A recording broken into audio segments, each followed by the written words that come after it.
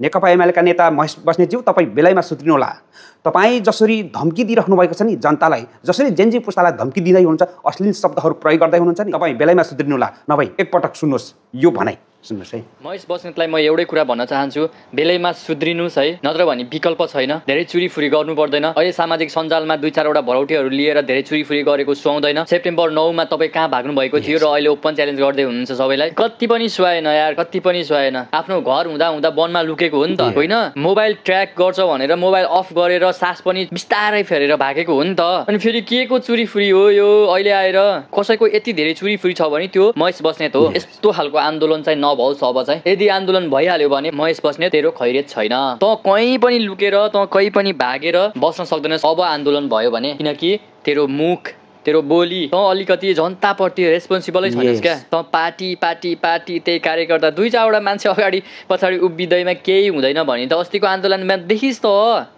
तेरो युवा सङ्घ कहाँ थियो त्यतिखेर? युवा सङ्घ थियो त तेरो पनि, तर वास्तवमा आइपर्दा त खै तेरो युवा सङ्घ। अहिले कसैलाई केही कुराको घमण्ड देखाउनै परे छैन क्या। आन्दोलनले छरपष्ट पार्दिसक्यो, फेरि के को घमण्ड हो महेश बस्नेत ब्रो? महेश बस्नेतज्यू सुन्नुभयो नि। र महेश बस्नेतज्यूलाई जसले नेता सम्झनुहुन्छ, होइन, नेता ठान्नुहुन्छ, तपाईँहरूले पनि केही कुरा बुझ्नु जरुरी छ भने अहिले जुन यस्तो परिस्थितिबाट गुज्रिएको हाम्रो देशमा अब फेरि द्वन्द्वको सिर्जना जसरी गर्दै हुनुहुन्छ नि महेश बस्नेतज्यूले, यसमा उहाँ सुध्रिनुपर्छ है।